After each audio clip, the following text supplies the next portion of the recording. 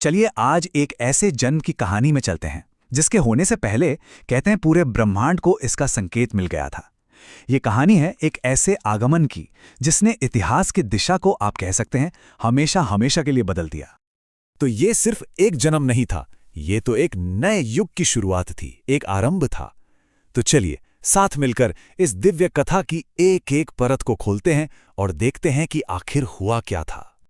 तो कहानी की शुरुआत होती है अयोध्या से, एक ऐसी नगरी जिसके बारे में कहा जाता था कि वहां धर्म सांस लेता है और न्याय जन्म लेता है। और इस महान नगरी पर राज करते थे राजा दशरथ अपनी 3 रानियों के साथ। अब देखिए राजा दशरथ के पास क्या नहीं था। शौर्य, सामर्थ्य, सम्मान, सब कुछ तो था। मतलब अपार शक्ति थी, पूरी दुनिया में सम्मान था, एक फलता फूलता राज्य था।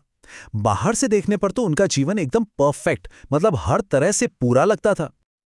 लेकिन एक कमी थी जो उन्हें अंदर ही अंदर खोखला किए जा रही थी। एक सवाल था जो उन्हें सोने नहीं देता था। मेरे बाद इस राज्य का क्या होगा? राजा दशरथ की उम्र बढ़ रही थी और उनकी आंखों में बस एक ही डर था कि अयोध्या के सिंहासन पर कौन बैठेगा, कौन होगा उत्तराधिकारी। और ये तड़प, ये दुख सिर्फ राजा का नहीं था। उनकी तीनों रानियां, रानी कौशल्या, रानी सुमित्रा और रानी कैकेयी भी इसी दर्द से गुजर रही थीं।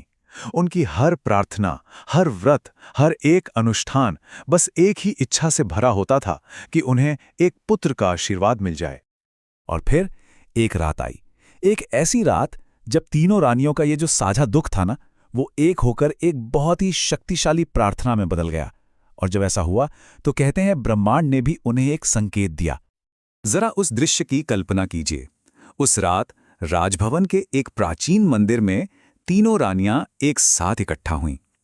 उन्होंने अपनी सारी चिंताएं, सारे मतभेद, सब कुछ भुला दिया और बस एक दिल होकर, एक मन होकर प्रार्थना करने लगी। और उनकी प्रार्थना में पता है, कोई स्वार्थ नहीं था। वो सिर्फ अपने लिए नहीं मांग रही थी, उन्हें चिंता थी तो अपने राज्य के भविष्य की।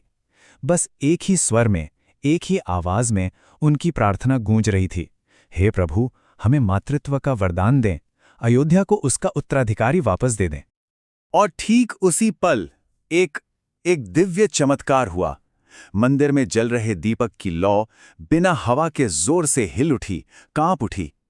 ये कोई मामूली घटना नहीं थी, ये एक वादा था, एक सीधा संकेत कि उनकी प्रार्थना सुन ली गई है। तो अब इस दिव्य संकेत के मिलने के बाद राजगुरु वशिष्ठ ने राजा दशरथ को एक रास्ता दिखाया। एक ऐसा रास्ता, एक ऐसा पवित्र यज्ञ जिसकी शक्ति से नामुमकिन को भी मुमकिन किया जा सकता था। इस यज्ञ का नाम था पुत्र कामेष्ठी यज्ञ। ये कोई साधारण यज्ञ नहीं था। ये एक ऐसा पवित्र अग्नि अनुष्ठान है जो खास तौर पर पुत्र की कामना के लिए किया जाता है।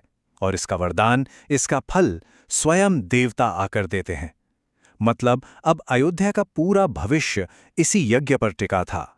बस फिर क्या था, पूरी अयोध्या में जैसे उत्साह की एक लहर दौड़ गई। इस महान यज्ञ को करवाने के लिए महान ऋषि ऋष्यशृंग को बुलाया गया। अयोध्या के दिल में पवित्र अग्नि जलाई गई और जैसे ही राजा दशरथ ने अंतिम आहुति दी, ज्वालाओं में से स्वयं अग्निदेव प्रकट हो गए। अग्निदेव के हाथों में सोने का एक बर्तन था जिसमें दिव्य खीर, मतलब एक तरह का प्रसाद था। और उन्होंने राजा दशरथ से कहा, हे दशरथ, तुम्हारी प्रार्थना सुन ली गई है, स्वयं प्रभु तुम्हारे वंश में आने वाले हैं। इस दिव्य भेंट को अपनी रानियों में बांट दो, क्योंकि अब इस धरती को उसके दिव्य रक्षक मिलने वाले हैं। लेकिन यहाँ एक बहुत गहरी बात है। उस दिव्य प्रसाद का जो बंटवारा हुआ, वो सिर्फ एक बंटवारा नहीं था। असल में वो एक भविष्यवाणी थी, एक ऐसी भविष्यवाणी जो आने वाले राजकुमारों का भाग्य लिखने वाली थी। तो हुआ ये कि राजा दशरथ ने प्रसाद का आधा यानी 50% हिस्सा अपनी सबसे बड़ी रानी कौशल्या को दिया। क्यों? क्योंकि भगवान का जो मुख्य अवतार था वो उन्हीं के गर्भ से जन्म लेने वाला था। और बचा हुआ आधा हिस्सा रानी कैकेयी और रानी सुमित्रा में बराबर बराबर बांट दिया गया। पर कहानी यहीं खत्म नहीं हुई। एक और दिव्य चमत्कार हुआ। रानी कौशल्या और रानी कैकेयी दोनों ने अपने अपने हिस्से में से थोड़ा थोड़ा प्रसाद रानी सुमित्रा को भी दे दिया। तो इस तरह रानी सुमित्रा को एक नहीं बल्कि 2 बार हिस्सा मिला। और ये भी एक दिव्य संकेत था। इसका मतलब ये था कि रानी सुमित्रा को जुड़वां पुत्रों का वरदान मिलेगा। और ये दोनों पुत्र कैसे होंगे? ऐसे जो हमेशा अपने बड़े भाइयों राम और भरत की परछाई बनकर उनके शाश्वत साथी बनकर रहेंगे। और फिर आखिर वो दिन आ ही गया, जिसका अयोध्या को न जाने कितनी सदियों से इंतजार था।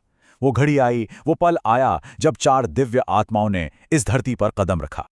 चैत्र महीने की 9वीं का दिन था और अचानक पूरा आसमान एक सुनहरी दिव्य रोशनी से भर गया। ठीक उसी क्षण रानी कौशल्या ने श्री राम को जन्म दिया। और जैसे ही ये हुआ, पूरी अयोध्या में शंखनाद होने लगे। कहते हैं आसमान से देवताओं ने फूल बरसाए, और तो और बड़ी बड़ी नदियां जैसे सरयू, गंगा, उनकी लहरें भी सम्मान में एकदम शांत हो गईं। इसके ठीक बाद रानी कैकेयी ने भरत को जन्म दिया, जिनकी आंखों में जन्म से ही एक अलग सी समझ और ज्ञान था। और फिर उसी दिन रानी सुमित्रा ने 2 तेजस्वी जुड़वा पुत्रों को जन्म दिया, लक्ष्मण और शत्रुघ्न। इन चारों भाइयों के बीच का जो रिश्ता था ना, वो जन्म से ही कुछ अलग, कुछ दिव्य था। कहते हैं कि लक्ष्मण जन्म के बाद लगातार रोते रहे और वो तब तक शांत नहीं हुए जब तक उन्हें श्री राम के पास नहीं लिटाया गया। वहीं दूसरी तरफ शत्रुघ्न का दिल जन्म के पहले पल से ही भरत से ऐसे जुड़ गया जैसे वो दोनों एक दूसरे के लिए ही बने हों। तो देखिए, ये कहानी सिर्फ एक राजमहल में 4 राजकुमारों के जन्म की नहीं है। नहीं, ये उससे कहीं ज्यादा बड़ी बात थी। ये एक ब्रह्मांडीय घटना थी जिसका मतलब बहुत ज्यादा गहरा था। असल में ये सिर्फ 4 पुत्रों का आगमन नहीं था। ये तो धरती पर धर्म, प्रेम, त्याग और आदर्श, इन 4 स्तंभों का अवतरण था। राम, भरत, लक्ष्मण और शत्रुघ्न के रूप में ये 4 स्तंभ इंसानियत को एक नया रास्ता दिखाने के लिए आए थे। और शायद यही वजह है कि आज भी जब कोई जय श्री राम का नारा लगाता है ना, तो उस एक जयकारे में सिर्फ श्री राम की दिव्यता नहीं होती, बल्कि उन चारों भाइयों का प्रेम, उनका त्याग और उनके आदर्शों की गूंज भी सुनाई देती है।